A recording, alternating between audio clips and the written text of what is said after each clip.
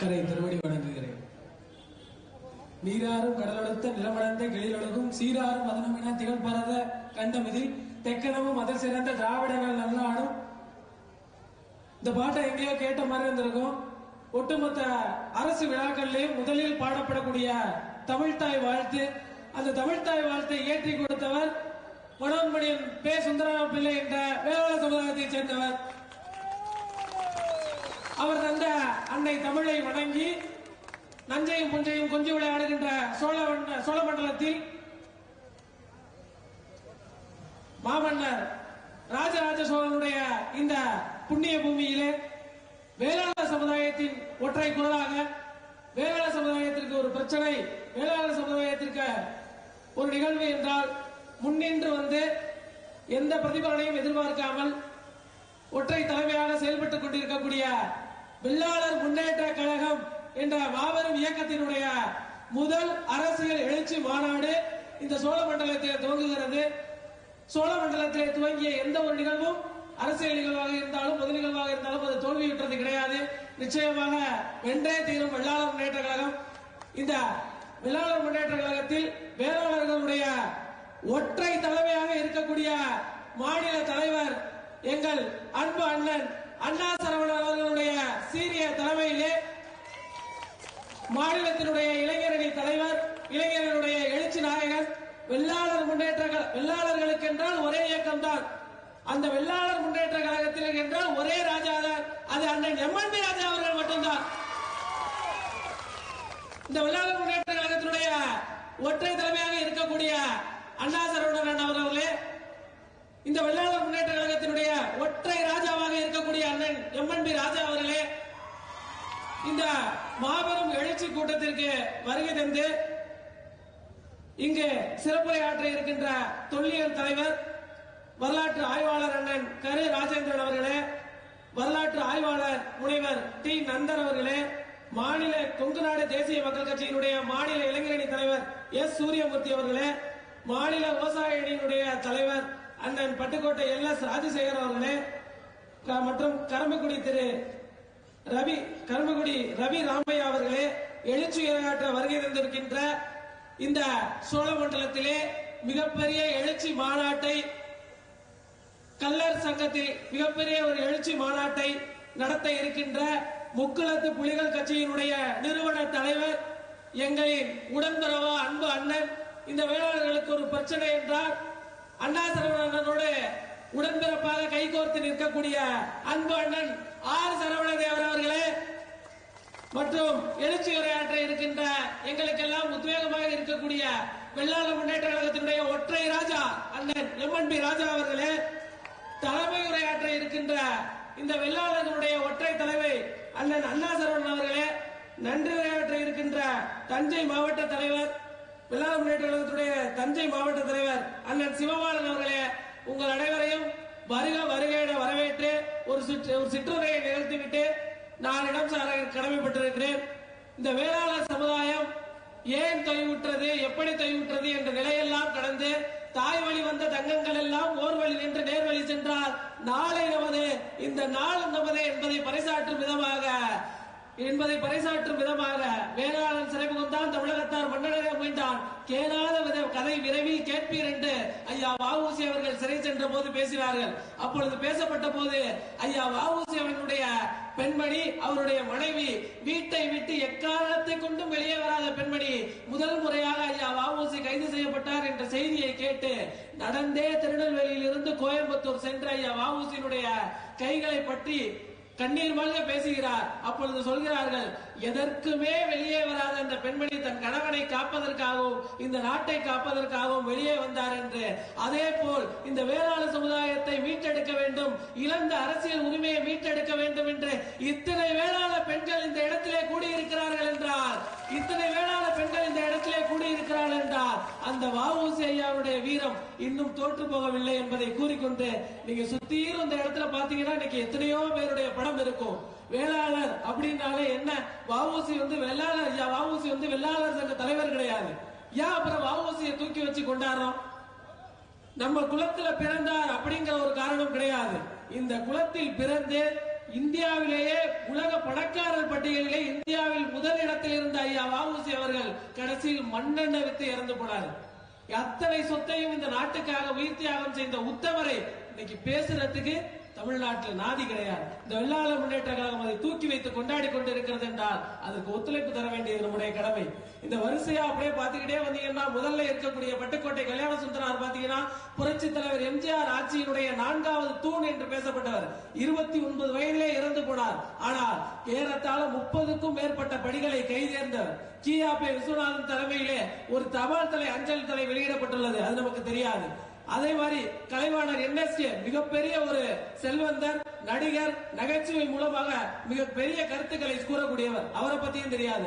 அதை தாண்டி இருக்கக்கூடிய தோழர் ஜீவானந்தம் பொது உடைமை போராளி. யார் வேணாலும் தன்னுடைய கட்சியை விட்டு வெளியில போறவங்களை தரக்குறைவா விமர்சிக்கக்கூடிய ஈவேரா என்ன சொன்னார் தெரியுமா? ஜீவானந்தம் வெளியில போகும்போது சொன்னாரு, ஜீவானந்தத்தினுடைய வீரத்திற்கும் ஜீவானந்தத்தினுடைய பேச்சுக்கும் நம்முடைய கட்சி சரிபட்டு வராதுன்னு சொன்னாரு. காரணம் என்ன? ஜீவானந்தத்தினுடைய உண்மை, ஜீவானந்தத்தினுடைய நேர்மை. ஜீவானா உண்மை, ஜெய்வானா நேர்மை, ஜீவானா தூய்மை. அரசியலில் அப்பழுக்கட்ட ஒரு மாமனிதர். இன்னைக்கு தமிழ்நாடு என்ற கோரிக்கையை யார் வேணாலும் முன்வைக்கலாம். 1952 வண்ணாரப்பேட்டையில் இருந்து தேர்வான தோழர் ஜீவானந்தம் மெட்ராஸ் மாகாணத்திற்கு தமிழ்நாடு என்ற பெயர் சூட்ட வேண்டும் என்று முதற்கட்டமாக கோரிக்கை வைத்த மரத்தமிழன் ஐயா தோழர் ஜீவானந்தம். அதற்கு அருகிலே இருக்கக்கூடிய, அது அப்படியே பாத்தீங்கன்னா அதற்கு அருகிலே இருக்கக்கூடிய ஜெய்ஹிந்த் செண்பகராமன் பிள்ளை. இன்னைக்கு ஜெய்ஹிந்த் கோஷம் உலகளாவிய முறையில இருக்கு. ஆனா ஹிட்லரோட தோல் மேல கை போட்டு பேசக்கூடிய ஒரு தமிழனுக்கு துணிச்சல் இருந்ததுன்னா அது ஜெய்ஹிந்த் செண்பகராமன் பிள்ளைக்கு மட்டும்தான் இருந்தது. அப்பேற்பட்ட ஒரு வீர மனிதர். அவருக்கு அருகிலே இருக்கக்கூடிய தீர்த்தகிரி கவுண்டர் தீரன் சின்னமலை. சென்னிமலைக்கும் சிவன்மலைக்கும் நடுவிலே இந்த சின்னமலை இருக்கிறான் என்று ஒட்டுமொத்த ஆங்கிலேய ஏகாதிபத்தியத்திற்கும் ஒரு சிற்றரசனாக இருந்து சவால் விட்டு வீரமரணம் அடைந்தவர். அப்படியே இந்த சைடு வந்தீங்கன்னா மாமன்னர் மருதநாயகம் பிள்ளை. எங்கு இறந்தவரை புதைத்து விட்டால் திரும்பி வந்து விடுவானோ என்று அஞ்சு 3 துண்டாக வெட்டி 3 இடத்திலே புதைக்கப்பட்டு இன்று ஒரு இடத்திலே பள்ளிவாசலாக இன்றும் வழிபாட்டிலே இருக்கிறார் என்றால் அது மாமன்னர் மருதநாயகம் பிள்ளைக்குரிய மகத்தான பெருமை. இந்த வரலாறு நம்ம தெரிஞ்சுக்கணும். அதற்கு பக்கத்தில் இருக்கக்கூடிய நாமக்கல் கவிஞர் ராமலிங்கம் பிள்ளை பாரதியார் அவர்களுக்கு பிறகு பாடல் மூலமா மிக பெரிய எழுச்சி உரையை ஆற்றி வேளாள சமுதாயத்தில் பிறந்து இந்த நாட்டுக்காக பாடுபட்ட மிகப்பெரிய சுதந்திர போராட்ட தியாகி. அவருக்கு பக்கத்தில் இருக்கக்கூடிய பச்சையப்ப வேளாள முதலியா மிகப்பெரிய செல்வந்தர். அத்தனையுமே கல்விக்காக கொடை வழங்கிய வள்ளல். அவருக்கு அருகில இருக்கக்கூடிய வள்ளலார் இன்னைக்கு 200 வருஷம் தாண்டியும் ஒரு அடுப்பு எரிஞ்சுகிட்டு இருக்கு அப்படின்னா அது வள்ளலார் ஏற்றி வச்ச அடையா விளக்கு இன்னைக்கு எரிஞ்சுகிட்டு இருக்கு. அவர் வேளாள சமுதாயத்தை சேர்ந்தவர். இந்த பெருமையெல்லாம் யார் தெரியல, யாருமே நம்ம கிட்ட சொல்லல அப்படிங்கிறது கிடையாது. தெரிஞ்சுக்கக்கூடிய ஆர்வம் நம்ம கிட்ட கிடையாது. பாலகங்காதர திலகரை படிக்கக்கூடிய நமக்கும், பகத்சிங்க படிக்க நேரம் இருக்கக்கூடிய நமக்கும், பிரபாகரனை படிக்கக்கூடிய நேரம் இல்ல. பிரபாகரன் யாரு? என்னடா உங்கள் பிரபாகரன் அப்படி என்ன செய்து விட்டார் என்று ஏளனம் செய்பவர்களே, நான் சொல்கிறேன், யாருடைய படத்தை பகிரக்கூடாது, யாருடைய படத்தை பதிவிடக்கூடாது என்று இன்றும் கொலை நடுங்குகிறார்களோ, யாருடைய பெயரை சொன்னால், யாருடைய பெயரை உச்சரித்தால் எதிரிகளின் குலை நடுங்குகிறதோ அவன்தான் இனத்தினுடைய தலைவன். பிரபாகரன் தான் இந்த இனத்தினுடைய மகத்தான தலைவன். அப்பேற்பட்ட மாமனிதர் இன்று கொடுத்த இந்த சமுதாயம் ஒரு மனிதரை 30 நாடுகள் சேர்ந்து எதிர்த்து கொலை செய்த திட்டமிட்டிருக்கிறது என்றால் பிரபாகரனுடைய வீரம் எப்படிப்பட்டது என்று யோசித்து பார்க்க வேண்டும். இந்த எல்லா வரலாற்றையும் மறைச்சு வச்சு, எல்லா வரலாற்றையும் புதைச்சு வச்சு, இந்த வேளாள சமுதாயத்தை மட்டும் ஒடுக்கி வச்சு திருமலை நாயக்கருக்கு மரியாதை செலுத்துவதற்கு அழைப்பு விடுத்தார்கள். நான் போய் மரியாதை செலுத்தேன், அது சமத்துவம். வெள்ளாளர் முன்னேற்ற கழகம் ஒரு கூட்டம் நடத்துகிறது, அந்த கூட்டத்தில் நான் பங்கேற்றேன், அது ஜாதி பாசம். இதுதான் இன்னைக்கு நடக்குது. திருமலை நாயக்கருக்கு மரியாதை செலுத்தினா அது சமத்துவம். வ.உ.சி. ஐயாவுக்கு ஏன் மாலை போடலன்னு கேட்டா அது ஜாதி பாசம். ஏன் ஒற்றுமை இல்ல? இந்த ஒற்றுமை இல்லங்கிற வார்த்தை இனிமே இருக்காது. அதற்கு இந்த முதல் அரசியல் எழுச்சி மாநாடு மிகப்பெரிய ஒரு சான்று அமைஞ்சிருக்கு. இந்த எழுச்சி இதோட நிக்காம பொருளாதார ரீதியாகவும் இந்த சமுதாயம் முன்னேறி வரணும், கல்வியல் ரீதியாகவும் முன்னேறி வரணும். வ.உ.சி. ஐயாவுக்கு 10 கார்ல போய் மாலை போடுறது, சண்டை போட்டு போடுறது, வ.உ.சி. ஐயாவுடைய பிறந்த நாள் மட்டும் ஐயா வ.உ.சி. கத்துறது வேளாள சமுதாயத்தை முன்னேற்றி கொண்டு போவாது. வ.உ.சி. எங்க பேச வேண்டும்? இன்னைக்கு பாராளுமன்றத்தில் வ.உ.சி. ஐயாவை பத்தி பேசுறாங்க. உலகளாவிய முறையில் இந்த உலகிலேயே 2 ஆயுள் தண்டனை பெற்ற ஒரே மனிதர் ஐயா வ.உ.சி. இந்த நாட்டுக்காக போராடி செக்கிழுத்து தங்க தட்டுல சாப்பிட்ட மனுஷனுக்கு புழுவும் கஞ்சியும் போட்ட சாப்பாடு வெள்ளக்காரனால கொடுக்கப்பட்டது. அப்பொழுது மன்னிப்பு கடிதம் கொடுக்க முடியாது. நான் இந்த நாட்டுக்காக மட்டுமே உயிர் தியாகம் செய்வேன் என்று பேசிய ஒரு மாபெரும் தலைவரை இன்னைக்கு ஒரு ஜாதிக்குள்ள அடைச்சு பார்க்கிறது எவ்வளவு பெரிய கேவலம். ஏன் வஉசிக்கு மாலை போடலன்னா அது ஒரு பெரிய விஷயமானு கேட்கிறாங்க. வஉசிக்கு மாலை போடாததை விட வேற என்ன பெரிய வேலை இருக்க போகுது உனக்கு? அதை விட வேற என்ன கடமை இருக்க போகுது உனக்கு? ஏன் எங்களுக்கு தெரியப்படுத்தல? ஒரு தேச தலைவருக்கு மரியாதை செலுத்துறதுக்கு தெரியப்படுத்தி தான் நீ மரியாதை செலுத்தணும். அப்படிப்பட்ட மரியாதை தேவையில்லை. வஉசி யாரு? பக்கத்து வீட்டுக்காரரா? ஏத்த வீட்டுக்காரரா? இந்த நாட்டுக்காக தன்னுடைய உடல் பொருள் ஆவி அனைத்தையும் இழந்து இறுதியில் மண்ணெண்ணெய் விட்டு மாண்டு போன ஒரு மகத்தான மாமனிதருக்கு மரியாதை செலுத்துறதை விட புடையிற வேலையா உங்களுக்கு? புடுங்குற வேலையா? எப்பேற்பட்ட ஒரு மாமனிதர், எப்பேற்பட்ட ஒரு மகத்துவ செம்மல் ஒரு ஜாதிக்குள்ள அடைச்சு, ஒரு இனத்துக்குள்ள அடைச்சு, இன்னைக்கு அந்த இனத்தையே அடைச்சி பார்க்கணும்னு நினைக்கிறது எப்பேற்பட்ட கொடுமை. ஜாதி உணர்வு இருக்கணும், ஜாதி பாசம் இருக்கணும், ஜாதி வெறி இருக்கணும்ங்கிறது கிடையாது. இந்த சமுதாயம் முன்னேறி வரணும். எல்லா சமுதாயம் முன்னேறி வரும்போது ஏன் இந்த சமுதாயம் முன்னேறி வரலாங்கிற கேள்வி எல்லாருக்குமே இருக்கும். அம்பேத்கர் வாழ்கன்னு சொன்னா அது சமூக நீதி, வஉசி வாழ்கன்னு சொன்னா அது சாதி பாசங்கிற நிலை மாறணும். அதற்கு இந்த ஒற்றுமை இன்னும் மென்மேலும் ஓங்கி இருக்கணும். இந்த மாநாடு முதல் அரசியல் எழுச்சி மாநாடு அது மட்டும் கிடையாது. இந்த சோழ மண்டலத்துல மிகப்பெரிய அளவுல எத்தனையோ எதிர்ப்புகளை மீறி, எத்தனையோ கட்டுப்பாடுகளை மீறி இன்னைக்கு இந்த இடத்துல நடக்குதுன்னா இதுக்கு பின்னாடி பல பேருடைய உழைப்பு இருக்கு, பல பேருடைய தியாகம் இருக்கு. இந்த தியாகம் எல்லாம் என்ன காரணம்? யாருக்குள்ளையாவது கூட்டணி வச்சு பணம் வாங்கணும்னா, ஏதாவது அரசியல்ல முன்னேறி போகணும்னா கிடையவே கிடையாது. இங்க இருக்கக்கூடிய தலைவருக்குரிய ஒரே பண்பு, ஒரே எண்ணம் என்ன தெரியுமா? இந்த வேளாளர் சமுதாயத்திலிருந்து யாராவது 4 பேராவது சட்டமன்றத்திலே செல்ல வேண்டும் என்பது மட்டும்தான். நான் போகணும் கிடையாது. அண்ணா சரவணன் சட்டமன்ற உறுப்பினராக ஆக வேண்டும் என்று ஒருபோதும் விருப்பப்பட்டது கிடையாது. எம்என்பி ராஜா அவர்கள் சட்டமன்ற உறுப்பினராக ஆக வேண்டும் என்று ஒருபோதும் விருப்பப்பட்டது கிடையாது. 10 பேரை கூட்டி வச்சு விளம்பரம் செய்ய வேண்டும் என்று எப்போதுமே விருப்பப்பட்டது கிடையாது. அப்படி விருப்பப்பட்டிருந்தால் என்னவோ இந்நேரம் அவரும் ஒரு மாஸ் மீடியாவாக தெரியப்படுத்தி இருக்கலாம். அவர்கள் விரும்புவது மாஸ் மீடியாவை அல்ல, மண்ணாய் போகக்கூடிய இந்த சமுதாயத்தை மீண்டும் வெளியே கொண்டு வர வேண்டும், இழந்த அரசியல் உரிமைகளை மீட்டெடுக்க வேண்டும் என்ற ஒற்றை கோரிக்கை மட்டும்தான் இருக்கிறது. அந்த ஒற்றை கோரிக்கைக்கு என்ன நம்ம செய்யணும்? ஒன்னே ஒண்ணுதான். அவங்களுடைய நடவடிக்கைகளுக்கும் அவங்களுடைய செயல்பாடுக்கும் இன்னைக்கு இங்க வந்திருக்க எல்லாருக்குமே தனிப்பட்ட முறையில எவ்வளவோ பிரச்சனை இருக்கும். பொருளாதார பிரச்சனை இருக்கும், உடல்நிலை பிரச்சனை இருக்கும், குடும்ப பிரச்சனை இருக்கும். இது எல்லாத்தையும் தாண்டி இந்த இடத்துல நம்ம வந்து உட்கார்ந்து இருக்கோம்னா ஒரே ஒரு காரணம் தான். இன்னைக்கு அரசியல்ல அங்கீகாரத்தை இழந்தது இந்த சமுதாயம், பொருளாதார ரீதியில் பின்தங்கி இருக்கிறது இந்த சமுதாயம், கல்வியில் பின்தங்கி இருக்கிறது இந்த சமுதாயம், ஒட்டுமொத்தமாக அனைத்திலுமே பின்தங்கி இருந்து 3 கோடி வெள்ளாளர் இருக்கிறோம், 2 கோடி வெள்ளாளர் இருக்கிறோம் என்ற ஒற்றை பெருமையை மட்டுமே வைத்துக் கொண்டிருக்கிறோம். நான் சொல்கிறேன், தெருவுக்கு ஒரு தலைவர் இனிமே கிடையாது, தெருவுக்கு ஒரு வெள்ளாளர் சங்கம் இனிமே கிடையாது. வெள்ளாளருக்கு ஒரே சங்கம் தான், அது வெள்ளாளர் முன்னேற்ற கழகம் தான். வெள்ளாளருக்கு ஒரே தலைவர் தான், அது அண்ணா சரவணன் மட்டும்தான். தெருவுக்கு ஒரு தலைவர், தெருவுக்கு ஒரு சங்கம், தெருவுக்கு ஒரு கொடி, அதெல்லாம் கிடையாது. வெள்ளாளருக்குன்னா புலிகொடி தான், வெள்ளாளருக்குன்னா வெள்ளாளர் சங்கம் தான், வெள்ளாளருக்குன்னா தலைவர் அண்ணா சரவணன் மட்டும்தான். அவருடைய பணிக்கும் அவருடைய செயல்பாட்டுக்கும் ஒத்துழைப்பு கொடுத்தவையானால் நிச்சயமாக சொல்கிறேன், இந்த வேளாளர் சமுதாயத்தின் மீது கை வைப்பதற்கு யாருக்குமே தைரியம் வராது. இப்ப மட்டும் தைரியம் வருதா அப்படின்னு நிச்சயமா கிடையாது. ஏன்? இன்னைக்கு கன்னியாகுமரியில ஒருத்தருக்கு பாதிக்கப்பட்டதுனால அண்ணா சரவணன் உடனே போய் நிற்பாரு, திருநெல்வேலியில ஒருத்தருக்கு பாதிப்புனாலும் உடனே போய் எம்என்பி ராஜா நிற்பாரு. என்ன காரணம்?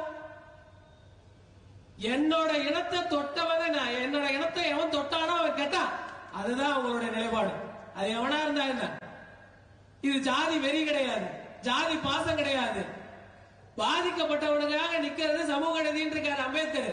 இதே இது வேற மேடையில சொன்னா அது சமூக நீதி, வெள்ளாள முன்னேற்ற கழகத்தை மேடையில சொன்னா அது ஜாதி பாசம். ஆமாண்டா ஜாதி பாசம் தான். திருமலை நாயக்கருக்கு மாலை போடுறது ஜாதி பாசம் இல்லைன்னா வெள்ளாள முன்னேற்ற கழகத்தை பேசுறது ஜாதி பாசம் கிடையாது. யார் தொண்டை கிளிய போய் கத்துறாரு? எம்என்பி ராஜா அண்ணா ஏன் கத்துறாரு? சீமானுக்கு அப்புறம் தமிழ்நாட்டில் அதிகமா தொண்டை கிளிய கத்துனதுன்னா அது ராஜா அண்ணன் தான். இன்னைக்கு மிகப்பெரிய மாநாட்டை சீமான் அண்ணன் நடத்திட்டு போயிட்டாரு. அதே எம்என்பி ராஜா அண்ணன் நடத்துறாரு.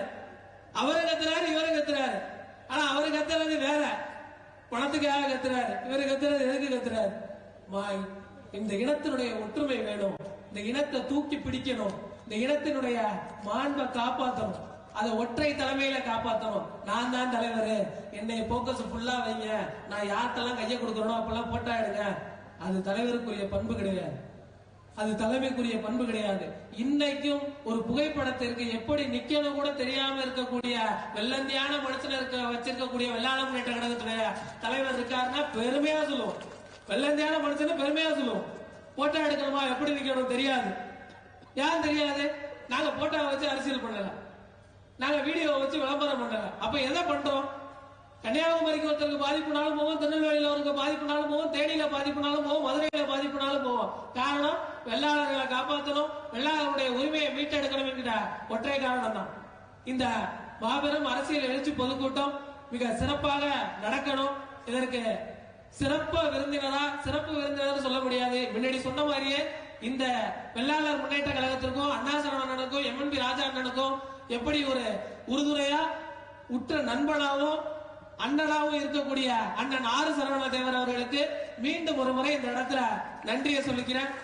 இந்த மாபெரும் அரசியல் மாநாடு மிக பெரிய அளவில் வெற்றி அடையணும், வென்றே தீரணும். வெள்ளாளர் முன்னேற்ற கழகம் மீண்டும் மீண்டும் வலியுறுத்தி கேட்பது ஒண்ணுதான், எல்லா இயக்கமும் எல்லா ஜாதியும் எல்லாமே ஒத்துமையா தான் இருக்காங்க.